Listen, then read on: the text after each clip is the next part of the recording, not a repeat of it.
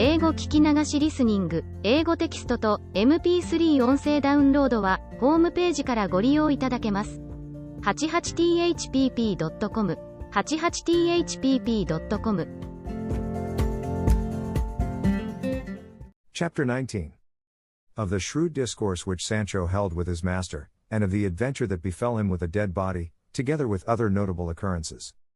It seems to me, Señor, that all these mishaps that have befallen us of late have been without any doubt a punishment for the offense committed by your worship against the order of chivalry in not keeping the oath you made not to eat bread off a tablecloth or embrace the queen, and all the rest of it that your worship swore to observe until you had taken that helmet of Malandrinos, or whatever the more is called, for I do not very well remember. Thou art very right, Sancho, said Don Quixote, but to tell the truth, it had escaped my memory. And likewise thou mayest rely upon it that the affair of the blanket happened to thee because of thy fault in not reminding me of it in time, but I will make amends, for there are ways of compounding for everything in the order of chivalry. Why? Have I taken an oath of some sort, then? Said Sancho. It makes no matter that thou hast not taken an oath, said Don Quixote, suffice it that I see thou art not quite clear of complicity, and whether or no, it will not be ill done to provide ourselves with a remedy. In that case, said Sancho, mind that your worship does not forget this as you did the oath. Perhaps the phantoms may take it into their heads to amuse themselves once more with me, or even with your worship if they see you so obstinate. While engaged in this and other talk, night overtook them on the road before they had reached or discovered any place of shelter, and what made it still worse was that they were dying of hunger, for with the loss of the alforges they had lost their entire larder and commissariat, and to complete the misfortune they met with an adventure which without any invention had really the appearance of one. It so happened that the night closed in somewhat darkly, but for all that they pushed on, Sancho feeling sure that as the road was the king's highway they might reasonably expect to find some inn within a league or two.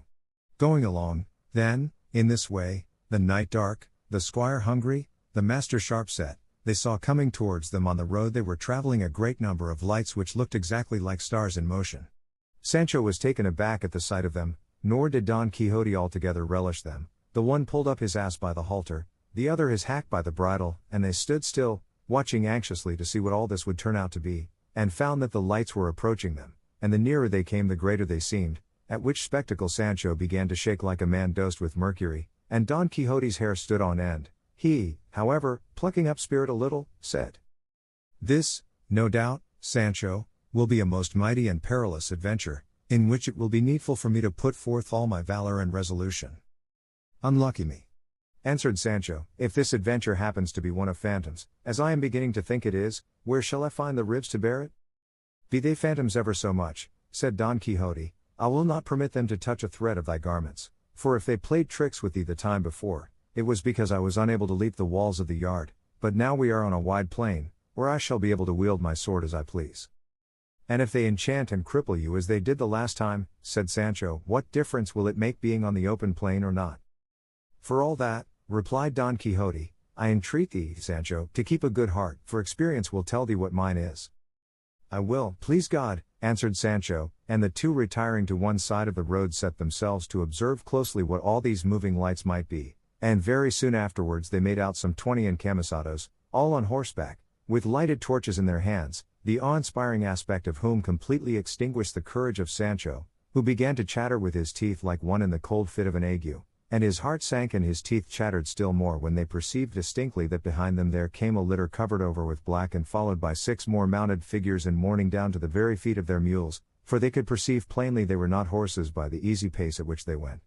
And as the encamisados came along they muttered to themselves in a low plaintive tone. This strange spectacle at such an hour and in such a solitary place was quite enough to strike terror into Sancho's heart, and even into his master's, and, save in Don Quixote's case, did so, for all Sancho's resolution had now broken down. It was just the opposite with his master, whose imagination immediately conjured up all this to him vividly as one of the adventures of his books. He took it into his head that the litter was a bier on which was borne some sorely wounded or slain knight, to avenge whom was a task reserved for him alone, and without any further reasoning he laid his lance in rest, fixed himself firmly in his saddle, and with gallant spirit and bearing took up his position in the middle of the road where the encamisados must of necessity pass, and as soon as he saw them near at hand he raised his voice and said, "Halt, knights, or whosoever ye may be, and render me account of who ye are, whence ye come, where ye go, what it is ye carry upon that bier, for, to judge by appearances, either ye have done some wrong or some wrong has been done to you, and it is fitting and necessary that I should know, either that I may chastise you for the evil ye have done, or else that I may avenge you for the injury that has been inflicted upon you. We are in haste, answered one of the encamisados, and the inn is far off, and we cannot stop to render you such an account as you demand, and spurring his mule he moved on.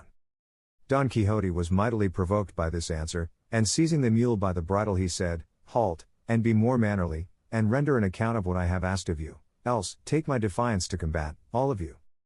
The mule was shy, and was so frightened at her bridle being seized that rearing up she flung her rider to the ground over her haunches.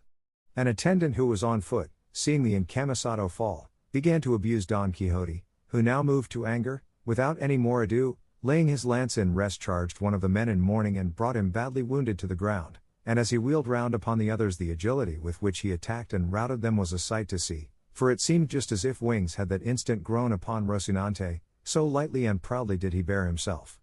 The encamisados were all timid folk and unarmed, so they speedily made their escape from the fray and set off at a run across the plain with their lighted torches, looking exactly like maskers running on some gala or festival night. The mourners, too, enveloped and swathed in their skirts and gowns, were unable to bestir themselves, and so with entire safety to himself Don Quixote belabored them all and drove them off against their will, for they all thought it was no man but a devil from hell come to carry away the dead body they had in the litter. Sancho beheld all this in astonishment at the intrepidity of his lord, and said to himself, Clearly this master of mine is as bold and valiant as he says he is. A burning torch lay on the ground near the first man whom the mule had thrown, by the light of which Don Quixote perceived him, and coming up to him he presented the point of the lance to his face, calling on him to yield himself prisoner, or else he would kill him, to which the prostrate man replied, I am prisoner enough as it is, I cannot stir, for one of my legs is broken, I entreat you, if you be a Christian gentleman, not to kill me, which will be committing grave sacrilege, for I am a licentiate and I hold first orders. Then what the devil brought you here, being a churchman? Said Don Quixote.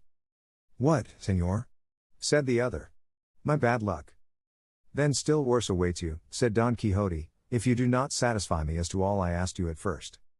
You shall be soon satisfied, said the licentiate, you must know, then, that though just now I said I was a licentiate, I am only a bachelor, and my name is Alonso Lopez, I am a native of Alcobendas, I come from the city of Baeza with 11 others, priests, the same who fled with the torches, and we are going to the city of Segovia accompanying a dead body which is in that litter, and is that of a gentleman who died in Baeza, where he was interred, and now, as I said, we are taking his bones to their burial place, which is in Segovia, where he was born. And who killed him? Asked Don Quixote. God, by means of a malignant fever that took him, answered the bachelor. In that case, said Don Quixote, the Lord has relieved me of the task of avenging his death had any other slain him, but, he who slew him having slain him, there is nothing for it but to be silent, and shrug one's shoulders, I should do the same were he to slay myself, and I would have your reverence know that I am a knight of La Mancha, Don Quixote by name, and it is my business and calling to roam the world righting wrongs and redressing injuries. I do not know how that about righting wrongs can be, said the bachelor, for from straight you have made me crooked, leaving me with a broken leg that will never see itself straight again all the days of its life, and the injury you have redressed in my case has been to leave me injured in such a way that I shall remain injured forever, and the height of misadventure it was to fall in with you who go in search of adventures.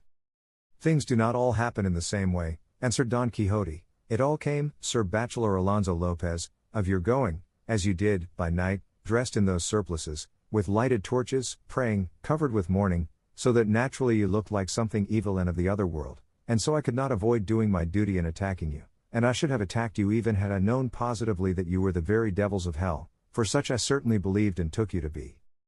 As my fate has so willed it, said the bachelor, I entreat you, Sir Knight Errant, whose errand has been such an evil one for me, to help me to get from under this mule that holds one of my legs caught between the stirrup and the saddle.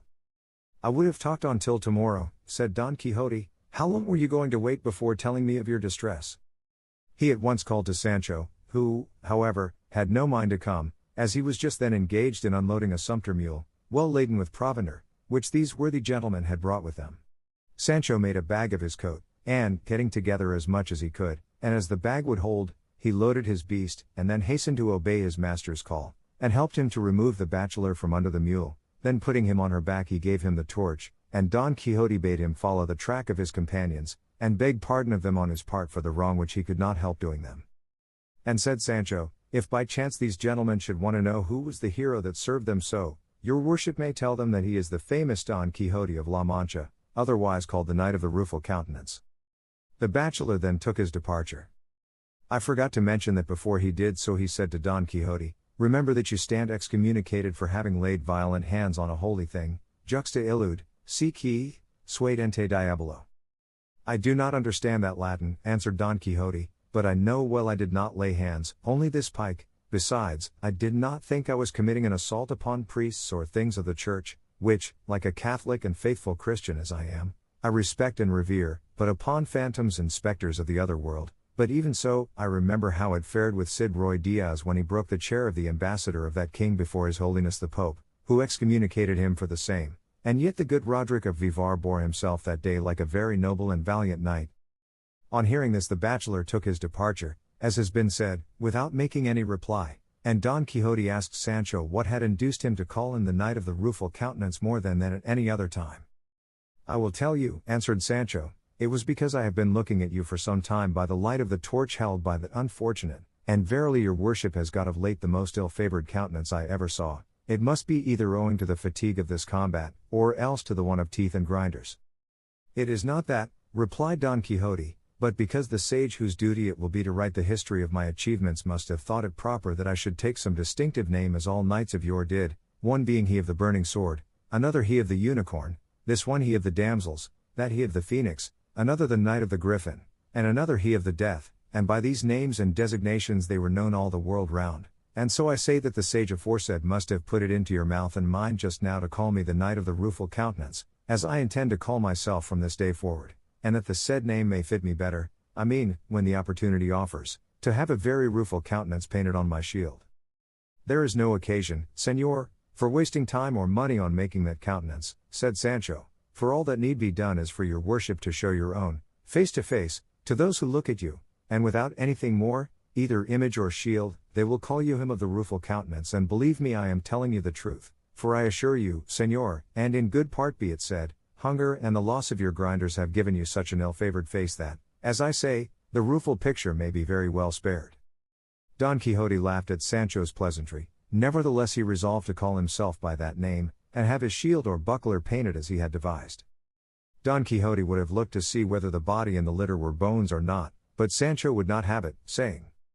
Señor, you have ended this perilous adventure more safely for yourself than any of those I have seen. Perhaps these people, though beaten and routed, may bethink themselves that it is a single man that has beaten them, and feeling sore and ashamed of it may take heart and come in search of us and give us trouble enough. The ass is in proper trim, the mountains are near at hand, hunger presses, we have nothing more to do but make good our retreat, and, as the saying is, the dead to the grave and the living to the loaf. And driving his ass before him he begged his master to follow, who, feeling that Sancho was right, did so without replying, and after proceeding some little distance between two hills they found themselves in a wide and retired valley, where they alighted, and Sancho unloaded his beast, and stretched upon the green grass, with hunger for sauce, they breakfasted, dined, lunched, and supped all at once, satisfying their appetites with more than one store of cold meat which the dead man's clerical gentlemen, who seldom put themselves on short allowance, had brought with them on their sumpter mule. But another piece of ill luck befell them, which Sancho held the worst of all, and that was that they had no wine to drink, nor even water to moisten their lips, and as thirst tormented them, Sancho, observing that the meadow where they were was full of green and tender grass, said what will be told in the following chapter. Chapter 20. Of the unexampled and unheard of adventure which was achieved by the valiant Don Quixote of La Mancha with less peril than any ever achieved by any famous knight in the world. It cannot be, Señor, but that this grass is a proof that there must be hard by some spring or brook to give it moisture, so it would be well to move a little farther on, that we may find some place where we may quench this terrible thirst that plagues us, which beyond a doubt is more distressing than hunger. The advice seemed good to Don Quixote, and, he leading Rocinante by the bridle and Sancho the ass by the halter, after he had packed away upon him the remains of the supper, they advanced the meadow feeling their way, for the darkness of the night made it impossible to see anything, but they had not gone 200 paces when a loud noise of water, as if falling from great rocks, struck their ears. The sound cheered them greatly, but halting to make out by listening from what quarter it came they heard unseasonably another noise which spoiled the satisfaction the sound of the water gave them, especially for Sancho, who was by nature timid and faint-hearted. They heard, I say, strokes falling with a measured beat, and a certain rattling of iron and chains that, together with the furious din of the water, would have struck terror into any heart but Don Quixote's. The night was, as has been said, dark, and they had happened to reach a spot in among some tall trees, whose leaves stirred by a gentle breeze made a low ominous sound, so that, what with the solitude, the place, the darkness, the noise of the water, and the rustling of the leaves, everything inspired awe and dread, more especially as they perceived that the strokes did not cease, nor the wind lull, nor morning approach, to all which might be added their ignorance as to where they were. But Don Quixote, supported by his intrepid heart, leapt on Rocinante, and bracing his buckler on his arm, brought his pike to the slope, and said, Friend Sancho, know that I by heavens will have been born in this our iron age to revive in it the age of gold, or the golden as it is called. I am he for whom perils, mighty achievements, and valiant deeds are reserved. I am, I say again, he who is to revive the knights of the Round Table, the 12 of France and the 9 worthies, and he who is to consign to oblivion the Platters, the Tablants, the Ollivants and Tarantes, the Phoebuses and Belianises, with the whole herd of famous knights errant of days gone by, performing in these in which I live such exploits, marvels, and feats of arms as shall obscure their brightest deeds. Thou dost mark well, faithful and trusty squire, the gloom of this night, its strange silence, the dull confused murmur of those trees, the awful sound of that water in quest of which we came, that seems as though it were precipitating and dashing itself down from the lofty mountains of the moon, and that incessant hammering that wounds and pains our ears, which things altogether each of itself are enough to instill fear, dread, and dismay into the breast of Mars himself, much more into one not used to hazards and adventures of the kind. Well, then, all this that I put before thee is but an incentive and stimulant to my spirit, making my heart burst in my bosom through eagerness to engage in this adventure, arduous as it promises to be. Therefore tighten Rocinante's girths a little, and God be with thee. Wait for me here 3 days and no more, and if in that time I come not back, thou canst return to our village, and thence, to do me a favor and a service, thou wilt go to El Toboso, where thou shalt say to my incomparable lady Dulcinea that her captive knight hath died in attempting things that might make him worthy of being called hers. When Sancho heard his master's words he began to weep in the most pathetic way, saying, Señor, I know not why your worship wants to attempt this so dreadful adventure. It is night now, no one sees us here, we can easily turn about and take ourselves out of danger, even if we don't drink for 3 days to come, and as there is no one to see us, all the less will there be anyone to set us down as cowards. Besides, I have many a time heard the curate of our village, whom your worship knows well, preach that he who seeks danger perishes in it, so it is not right to tempt God by trying so tremendous a feat from which there can be no escape save by a miracle, and heaven has performed enough of them for your worship in delivering you from being blanketed as I was, and bringing you out victorious and safe and sound from among all those enemies that were with the dead man. And if all this does not move or soften that hard heart, let this thought and reflection move it, that you will have hardly quitted this spot when from pure fear I shall yield my soul up to anyone that will take it. I left home and wife and children to come and serve your worship, trusting to do better and not worse, but as covetousness bursts the bag, it has rent my hopes asunder, for just as I had them highest about getting that wretched unlucky island your worship has so often promised me, I see that instead and in lieu of it you mean to desert me now in a place so far from human reach. For God's sake, master mine, deal not so unjustly by me, and if your worship will not entirely give up attempting this feat, at least put it off till morning, for by what the lore I learned when I was a shepherd tells me it cannot want 3 hours of dawn now, because the mouth of the horn is overhead and makes midnight in the line of the left arm. How canst thou see, Sancho, said Don Quixote, where it makes that line, or where this mouth or this occiput is that thou talkest of, when the night is so dark that there is not a star to be seen in the whole heaven? That's true, said Sancho, but fear has sharp eyes, and sees things underground, much more above in heavens. Besides, there is good reason to show that it now wants but little of day. Let it want what it may, replied Don Quixote, it shall not be said of me now or any time that tears or entreaties turned me aside from doing what was in accordance with knightly usage, and so I beg of thee, Sancho, to hold thy peace, for God, who has put it into my heart to undertake now this so unexampled and terrible adventure, will take care to watch over my safety and console thy sorrow. What thou hast to do is to tighten Rocinante's girths well, and wait here, for I shall come back shortly, alive or dead. Sancho, perceiving it his master's final resolve, and how little his tears, counsels, and entreaties prevailed with him, determined to have recourse to his own ingenuity and compel him, if he could, to wait till daylight, and so, while tightening the girths of the horse, he quietly and without being felt, with his ass halter tied both Rocinante's legs, so that when Don Quixote strove to go he was unable, as the horse could only move by jumps. Seeing the success of his trick, Sancho Panza said, "See there, Señor. Heaven, moved by my tears and prayers, has so ordered it that Rocinante cannot stir, and if you will be obstinate, and spur and strike him, you will only provoke fortune, and kick, as they say, against the pricks." Don Quixote at this grew desperate, but the more he drove his heels into the horse, the less he stirred him, and not having any suspicion of the tying, he was fain to resign himself and wait till daybreak or until Rocinante could move, firmly persuaded that all this came of something other than Sancho's ingenuity. So he said to him, "As it is so, Sancho, and as Rocinante cannot move, I am content to wait till dawn smiles upon us, even though I weep while it delays its coming." "There is no need to weep," answered Sancho, "for I will amuse your worship by telling stories from this till daylight, unless indeed you like to dismount and lie down to sleep a little on the green grass after the fashion of knights errant, so as to be fresher when day comes and the moment arrives for attempting this extraordinary adventure you are looking forward to." "What art thou talking about dismounting or sleeping for?" said Don Quixote. "Am I, thinkest thou, one of those knights that take their rest in the presence of danger? Sleep thou who art born to sleep, or do as thou wilt, for I will act as I think most consistent with my character." "Be not angry, master mine," replied Sancho, "I did not mean to say that," and coming close to him he laid one hand on the pommel of the saddle and the other on the cantle, so that he held his master's left thigh in his embrace, not daring to separate a finger's width from him, so much afraid was he of the strokes which still resounded with a regular beat. Don Quixote bade him tell some story to amuse him as he had proposed, to which Sancho replied that he would if his dread of what he heard would let him. "Still," said he, "I will strive to tell a story which, if I can manage to relate it, and nobody interferes with the telling, is the best of stories, and let your worship give me your attention, for here I begin. What was,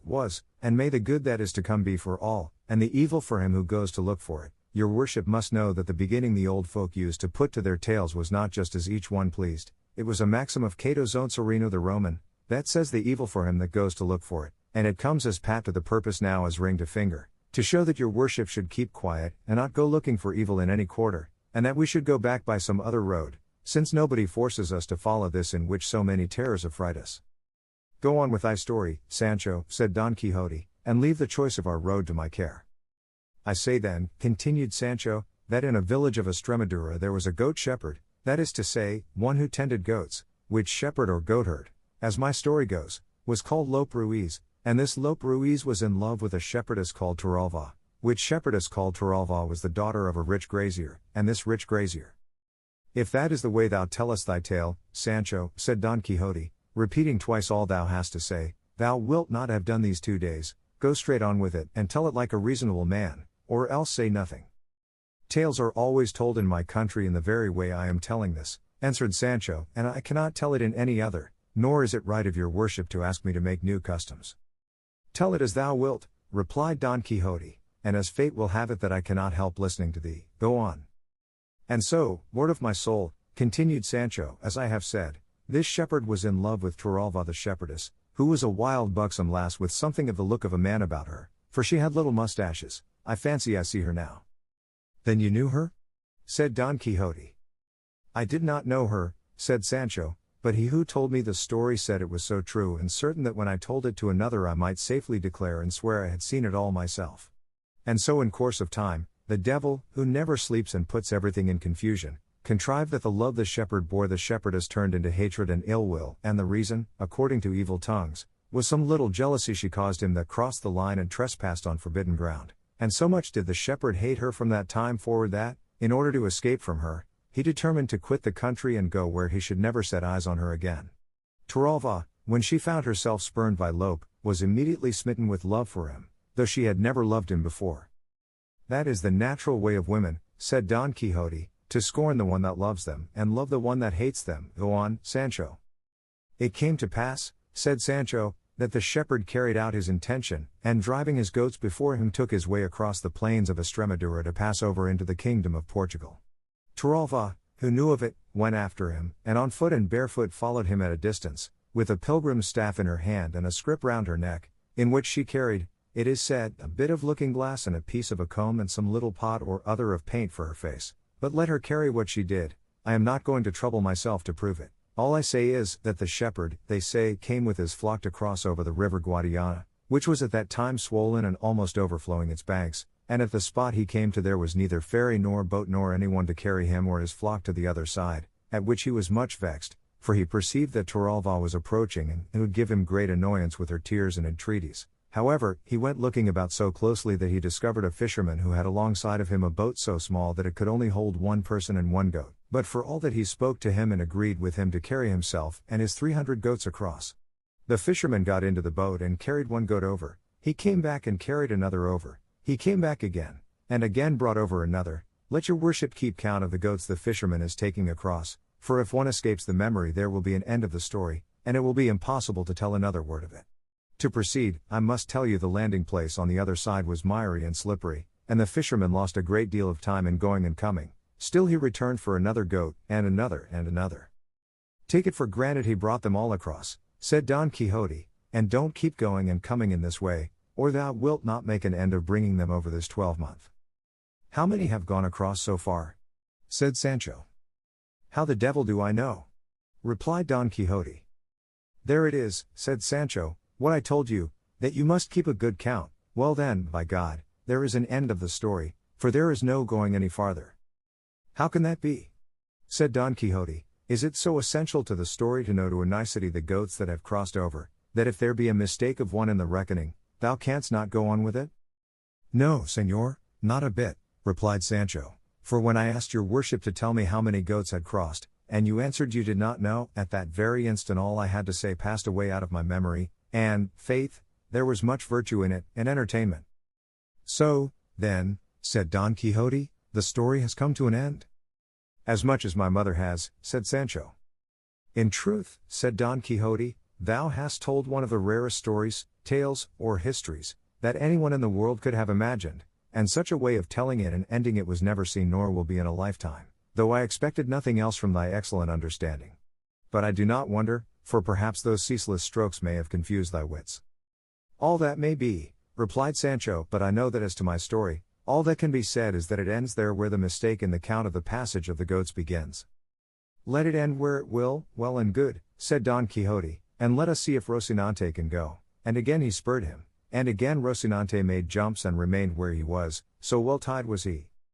Just then, whether it was the cold of the morning that was now approaching, or that he had eaten something laxative at supper, or that it was only natural, as is most likely, Sancho felt a desire to do what no one could do for him. But so great was the fear that had penetrated his heart, he dared not separate himself from his master by as much as the black of his nail. To escape doing what he wanted was, however, also impossible. So what he did for peace's sake was to remove his right hand, which held the back of the saddle, and with it to untie gently and silently the running string which alone held up his breeches, so that on loosening it they at once fell down round his feet like fetters. He then raised his shirt as well as he could and bared his hindquarters, no slim ones.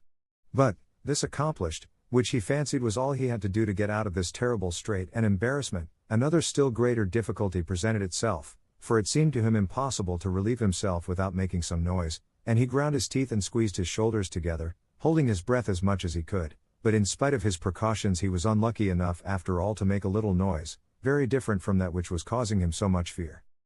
Don Quixote, hearing it, said, "What noise is that, Sancho?" "I don't know, señor," said he, "it must be something new, for adventures and misadventures never begin with a trifle." Once more he tried his luck, and succeeded so well, that without any further noise or disturbance he found himself relieved of the burden that had given him so much discomfort. But as Don Quixote's sense of smell was as acute as his hearing, and as Sancho was so closely linked with him that the fumes rose almost in a straight line, it could not be but that some should reach his nose, and as soon as they did he came to its relief by compressing it between his fingers, saying in a rather snuffing tone, "Sancho, it strikes me thou art in great fear." "I am," answered Sancho, "but how does your worship perceive it now more than ever?" "Because just now thou smellest stronger than ever, and not of ambergris," answered Don Quixote. "Very likely," said Sancho, "but that's not my fault, but your worship's, for leading me about at unseasonable hours and at such unwonted paces." "Then go back 3 or 4, my friend," said Don Quixote, all the time with his fingers to his nose, "and for the future pay more attention to thy person and to what thou owest to mine, for it is my great familiarity with thee that has bred this contempt." "I'll bet," replied Sancho, "that your worship thinks I have done something I ought not with my person." "It makes it worse to stir it, friend Sancho," returned Don Quixote. With this and other talk of the same sort, master and man passed the night, till Sancho, perceiving that daybreak was coming on apace, very cautiously untied Rocinante and tied up his breeches. As soon as Rocinante found himself free, though by nature he was not at all meddlesome, he seemed to feel lively and began pawing, for as to capering, begging his pardon, he knew not what it meant. Don Quixote, then, observing that Rocinante could move, took it as a good sign and a signal that he should attempt the dread adventure. By this time day had fully broken and everything showed distinctly, and Don Quixote saw that he was among some tall trees, chestnuts, which cast a very deep shade. He perceived likewise that the sound of the strokes did not cease, but could not discover what caused it, and so without any further delay he let Rocinante feel the spur, and once more taking leave of Sancho, he told him to wait for him there 3 days at most, as he had said before, and if he should not have returned by that time, he might feel sure it had been God's will that he should end his days in that perilous adventure. He again repeated the message and commission with which he was to go on his behalf to his lady Dulcinea, and said he was not to be uneasy as to the payment of his services, for before leaving home he had made his will, in which he would find himself fully recompensed in the matter of wages in due proportion to the time he had served, but if God delivered him safe, sound, and unhurt out of that danger, he might look upon the promised island as much more than certain. Sancho began to weep afresh on again hearing the affecting words of his good master, and resolved to stay with him until the final issue and end of the business. From these tears and this honorable resolve of Sancho Panza, the author of this history infers that he must have been of good birth and at least an old Christian, and the feeling he displayed touched his but not so much as to make him show any weakness. On the contrary, hiding what he felt as well as he could, he began to move towards that quarter whence the sound of the water and end of the strokes seemed to come.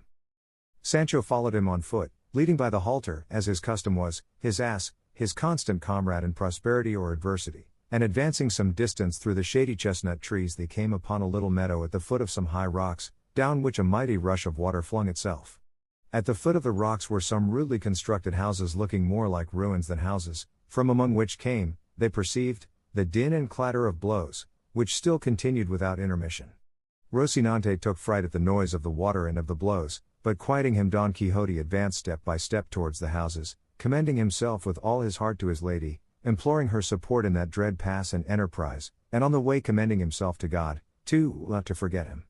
Sancho, who never quitted his side, stretched his neck as far as he could and peered between the legs of Rocinante to see if he could now discover what it was that caused him such fear and apprehension.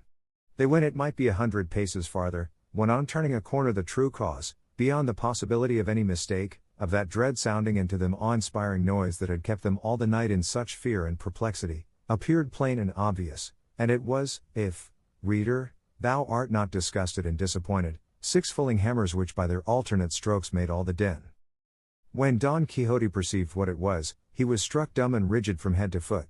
Sancho glanced at him and saw him with his head bent down upon his breast in manifest mortification, and Don Quixote glanced at Sancho and saw him with his cheeks puffed out and his mouth full of laughter, and evidently ready to explode with it, and in spite of his vexation he could not help laughing at the sight of him, and when Sancho saw his master begin he let go so heartily that he had to hold his sides with both hands to keep himself from bursting with laughter.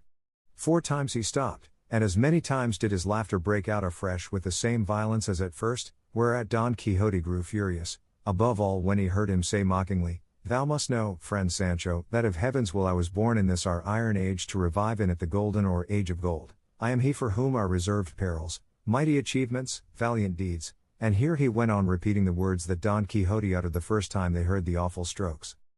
Don Quixote, then, seeing that Sancho was turning him into ridicule, was so mortified and vexed that he lifted up his pike and smote him 2 such blows that if, instead of catching them on his shoulders, he had caught them on his head there would have been no wages to pay, unless indeed to his heirs. Sancho, seeing that he was getting an awkward return in earnest for his jest, and fearing his master might carry it still further, said to him very humbly, "Come yourself, sir, for by God I am only joking." "Well, then, if you are joking I am not," replied Don Quixote. "Look here, my lively gentleman, if these, instead of being fulling hammers, had been some perilous adventure, have I not, think you, shown the courage required for the attempt and achievement? Am I, perchance, being, as I am, a gentleman, bound to know and distinguish sounds and tell whether they come from fulling mills or not, and that, when perhaps, as is the case, I have never in my life seen any as you have, low bore as you are, that have been born and bred among them? But turn me these 6 hammers into 6 giants, and bring them to beard me, one by one or all together, and if I do not knock them head over heels, then make what mockery you like of me. No more of that, Señor, returned Sancho. I own I went a little too far with the joke.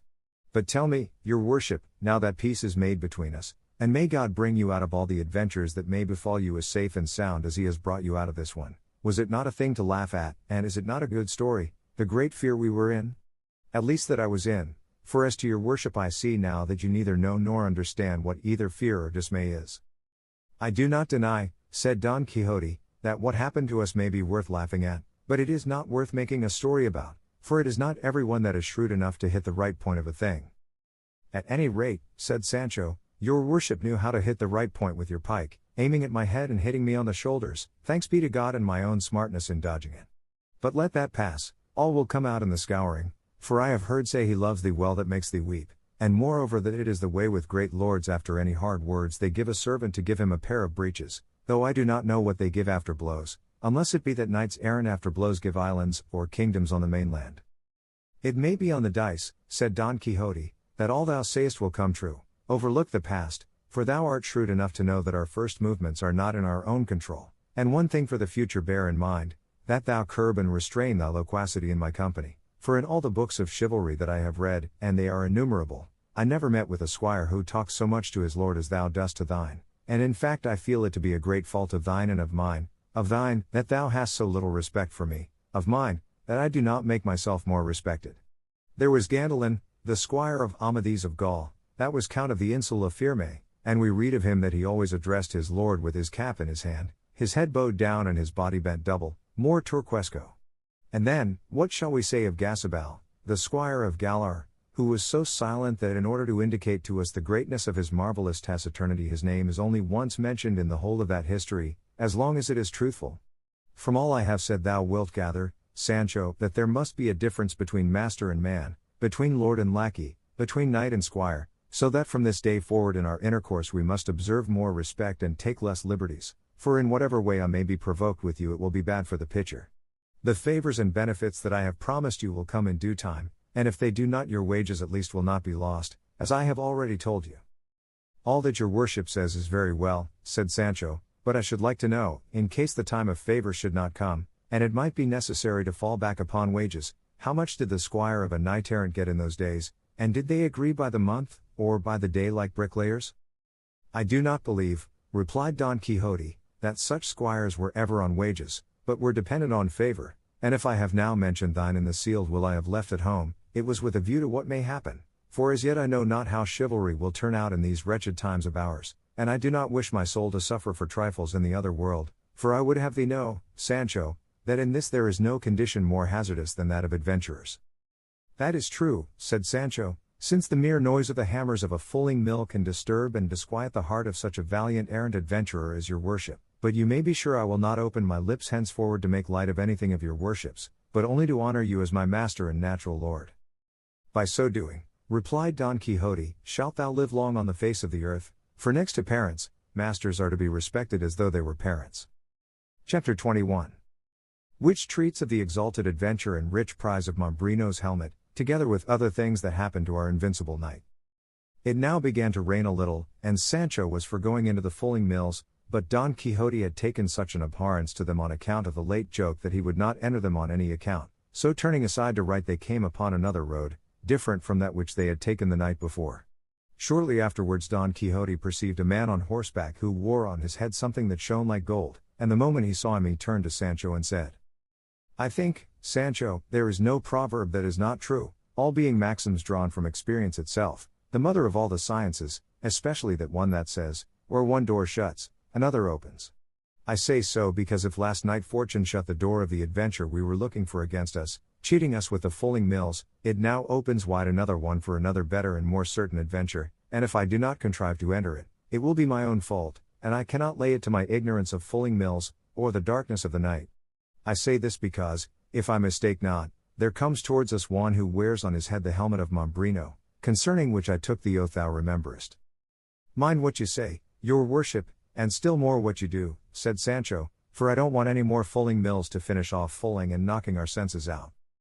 The devil take thee, man, said Don Quixote, what has a helmet to do with fulling mills?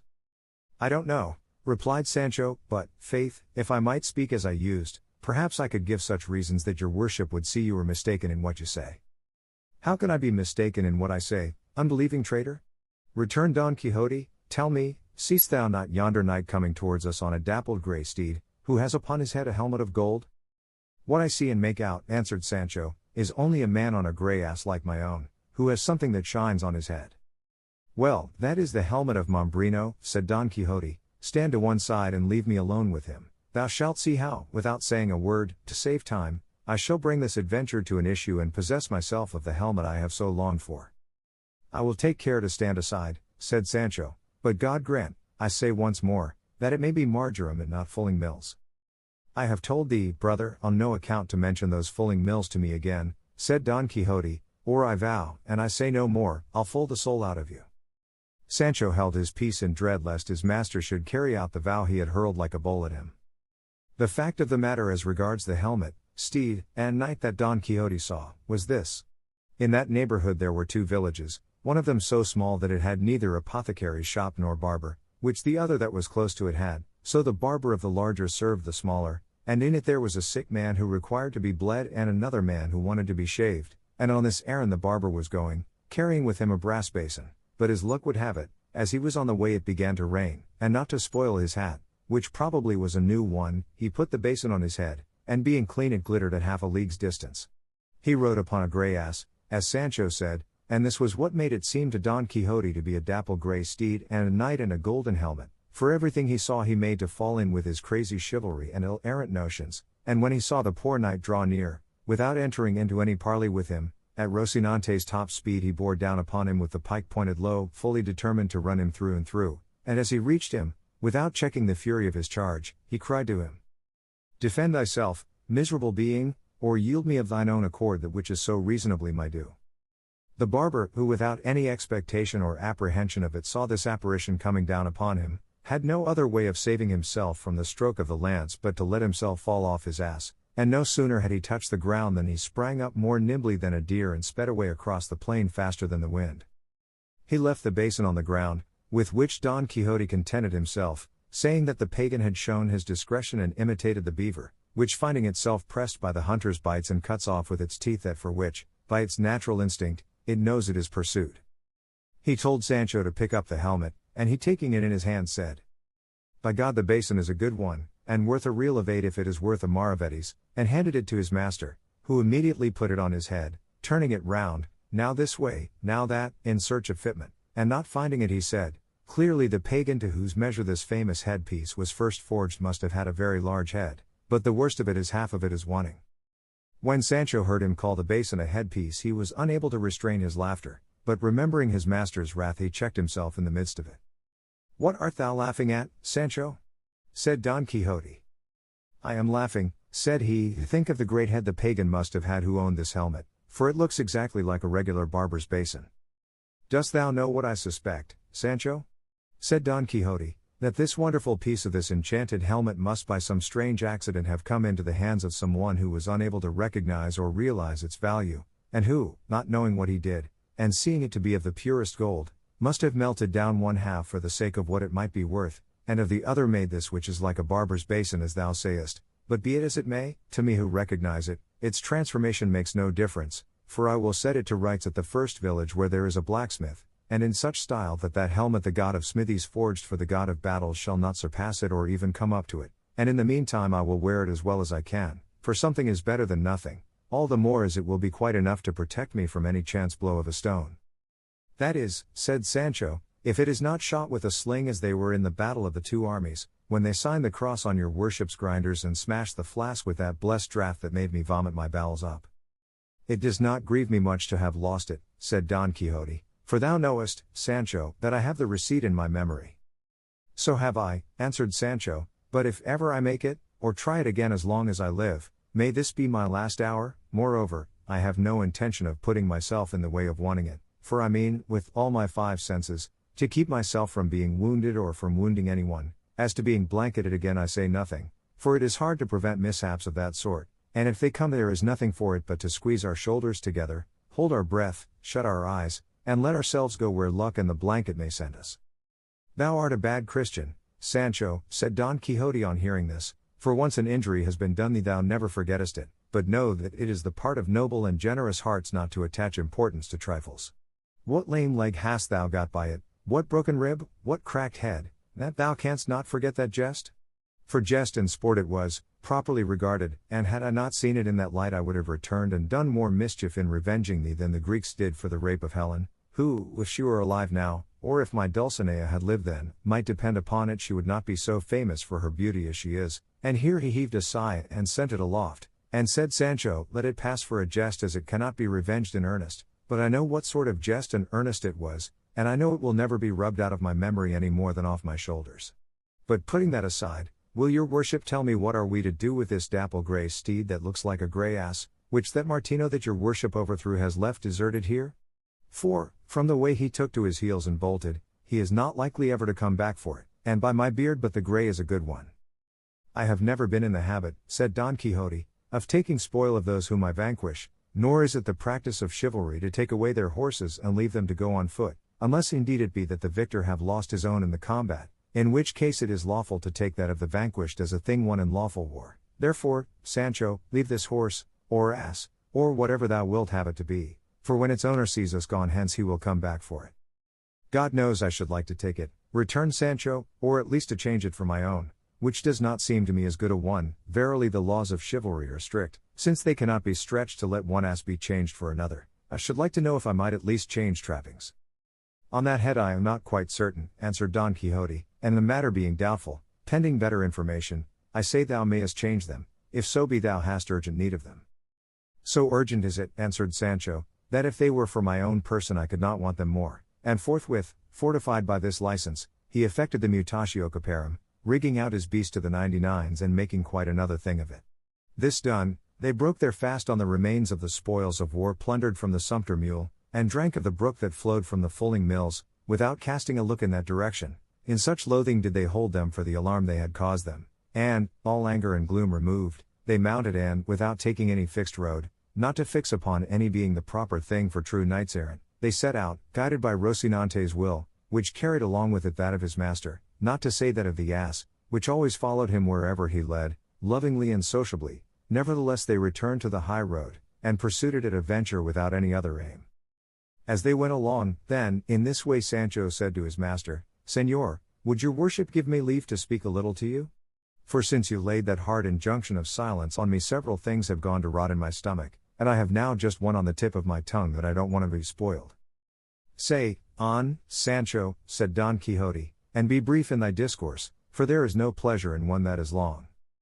Well then, Señor, returned Sancho, I say that for some days past I have been considering how little is got or gained by going in search of these adventures that your worship seeks in these wilds and crossroads, where, even if the most perilous are victoriously achieved, there is no one to see or know of them, and so they must be left untold forever, to the loss of your worship's object and the credit they deserve. Therefore it seems to me it would be better, saving your worship's better judgment, if we were to go and serve some emperor or other great prince who may have some war on hand, in whose service your worship may prove the worth of your person, your great might, and greater understanding, on perceiving which the Lord in whose service we may be will perforce have to reward us, each according to his merits, and there you will not be at a loss for someone to set down your achievements in writing so as to preserve their memory forever. Of my own I say nothing, as they will not go beyond squirely limits, though I make bold to say that, if it be the practice in chivalry to write the achievements of squires, I think mine must not be left out. Thou speakest not amiss, Sancho, answered Don Quixote, but before that point is reached it is requisite to roam the world, as it were on probation, seeking adventures, in order that, by achieving some, name and fame may be acquired, such that when he betakes himself to the court of some great monarch the knight may be already known by his deeds, and that the boys, the instant they see him enter the gate of the city, may all follow him and surround him, crying, This is the Knight of the Sun or the Serpent, or any other title under which he may have achieved great deeds. This, they will say, is he who vanquished in single combat the gigantic Brocabruno of mighty strength, he who delivered the great Mameluke of Persia out of the long enchantment under which he had been for almost 900 years. So from one to another they will go proclaiming his achievements, and presently at the tumult of the boys and the others the king of that kingdom will appear at the windows of his royal palace, and as soon as he beholds the knight, recognizing him by his arms and the device on his shield, he will as a matter of course say, What ho! Forth all ye, the knights of my court, to receive the flower of chivalry who cometh hither. at which command all will issue forth, and he himself, advancing halfway down the stairs, will embrace him closely and salute him, kissing him on the cheek, and will then lead him to the queen's chamber, where the knight will find her with the princess her daughter, who will be one of the most beautiful and accomplished damsels that could with the utmost pains be discovered anywhere in the known world. Straightway it will come to pass that she will fix her eyes upon the knight and he is upon her, and each will seem to the other something more divine than human, and, without knowing how or why they will be taken and entangled in the inextricable toils of love, and sorely distressed in their hearts not to see any way of making their pains and sufferings known by speech. Thence they will lead him, no doubt, to some richly adorned chamber of the palace, where, having removed his armor, they will bring him a rich mantle of scarlet wherewith to robe himself, and if he look noble in his armor he will look still more so in a doublet. When night comes he will sup with the king, queen, and princess, and all the time he will never take his eyes off her, stealing stealthy glances, unnoticed by those present, and she will do the same, and with equal cautiousness, being, as I have said, a damsel of great discretion. The tables being removed, suddenly through the door of the hall there will enter a hideous and diminutive dwarf followed by a fair dame, between two giants, who comes with a certain adventure, the work of an ancient sage, and he who shall achieve it shall be deemed the best knight in the world. The king will then command all those present to essay it, and none will bring it to an end and conclusion save the stranger knight, to the great enhancement of his fame, whereat the princess will be overjoyed and will esteem herself happy and fortunate in having fixed and placed her thoughts so high. And the best of it is that this king, or prince, or whatever he is engaged in a very bitter war with another as powerful as himself, and the stranger knight, after having been some days at his court, requests leave from him to go and serve him in the said war. The king will grant it very readily, and the knight will courteously kiss his hands for the favor done to him, and that night he will take leave of his lady the princess at the grating of the chamber where she sleeps, which looks upon a garden, and at which he has already many times conversed with her, the go-between and confidant in the matter being a damsel much trusted by the princess. He will sigh, she will swoon, that damsel will fetch water, much distressed because morning approaches, and for the honor of her lady he would not that they were discovered. At last the princess will come to herself and will present her white hands through the grating to the knight, who will kiss them 1,000 times, bathing them with his tears. It will be arranged between them how they are to inform each other of their good or evil fortunes, and the princess will entreat him to make his absence as short as possible, which he will promise to do with many oaths. Once more he kisses her hands, and takes his leave in such grief that he is well nigh ready to die.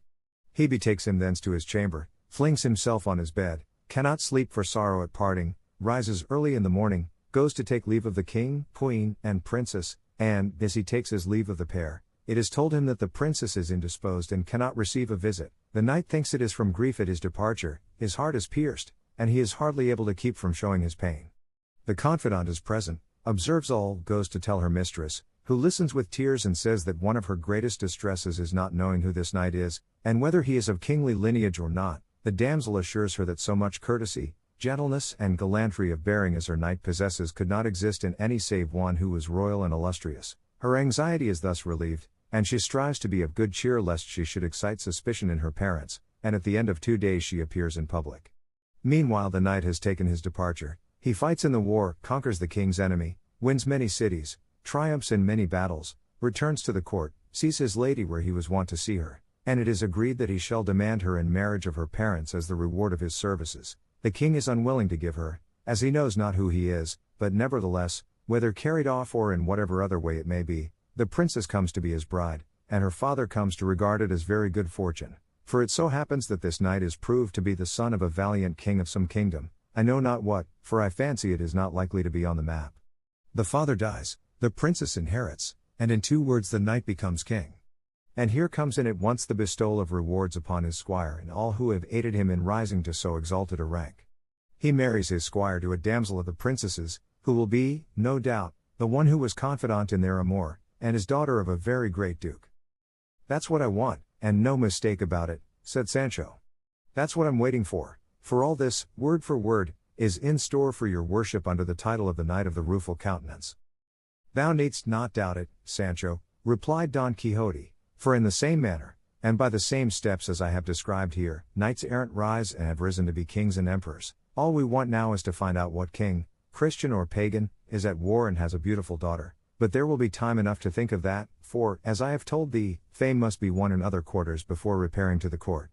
There is another thing, too, that is wanting, for supposing we find a king who is at war and has a beautiful daughter, and that I have won incredible fame throughout the universe. I know not how it can be made out that I am of royal lineage, or even second cousin to an emperor. For the king will not be willing to give me his daughter in marriage unless he is first thoroughly satisfied on this point, however much my famous deeds may deserve it, so that by this deficiency I fear I shall lose what my arm has fairly earned. True it is I am a gentleman of known house, of estate and property, and entitled to the 500 soldos mulct, and it may be that the sage who shall write my history will so clear up my ancestry and pedigree that I may find myself fifth or sixth in descent from a king. For I would have thee know, Sancho, that there are two kinds of lineages in the world, some there be tracing and deriving their descent from kings and princes, whom time has reduced little by little until they end in a point like a pyramid upside down, and others who spring from the common herd and go on rising step by step until they come to be great lords, so that the difference is that the one were what they no longer are, and the others are what they formerly were not. And I may be of such that after investigation my origin may prove great and famous, with which the king, my father-in-law that is to be, ought to be satisfied, and should he not be, the princess will so love me that even though she well knew me to be the son of a water carrier, she will take me for her lord and husband in spite of her father. If not, then it comes to seizing her and carrying her off where I please, for time or death will put an end to the wrath of her parents. It comes to this, too, said Sancho, what some naughty people say, never ask as a favor what thou canst take by force, though it would fit better to say, a clear escape is better than good men's prayers. I say so because if my lord the king, your worship's father-in-law, will not condescend to give you my lady the princess, there is nothing for it but, as your worship says, to seize her and transport her. But the mischief is that until peace is made and you come into the peaceful enjoyment of your kingdom, the poor squire is famishing as far as rewards go, unless it be that the confidant damsel that is to be his wife comes with the princess, and that with her he tides over his bad luck until heaven otherwise orders things, for his master, I suppose, may as well give her to him at once for a lawful wife. Nobody can object to that, said Don Quixote. Then since that may be, said Sancho, there is nothing for it but to commend ourselves to God, and let fortune take what course it will. God guide it according to my wishes and thy wants, said Don Quixote, and mean be he who thinks himself mean. In God's name let him be so, said Sancho, I am an old Christian, and to fit me for account that's enough. And more than enough for thee, said Don Quixote, and even wert thou not, it would make no difference, because I being the king can easily give thee nobility without purchase or service rendered by thee, for when I make the account, then thou art at once a gentleman, and they may say what they will, but by my faith they will have to call thee your lordship, whether they like it or not. Not a doubt of it, and I'll know how to support the tittle, said Sancho. Title thou shouldst say, not tittle, said his master. So be it, answered Sancho. I say I will know how to behave, for once in my life I was beadle of a brotherhood, and the beadle's gown sat so well on me that all said I looked as if I was to be steward of the same brotherhood. What will it be, then, when I put a duke's robe on my back, or dress myself in gold and pearls like a count? I believe they'll come 100 leagues to see me.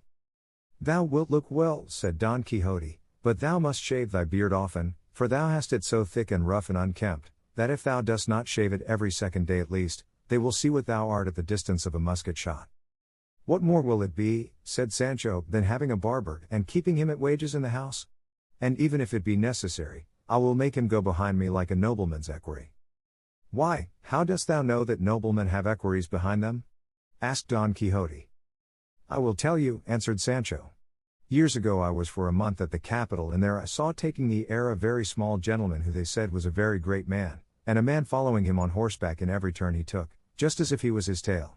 I asked why this man did not join the other man, instead of always going behind him. They answered me that he was his equerry, and that it was the custom with nobles to have such persons behind them, and ever since then I know it, for I have never forgotten it.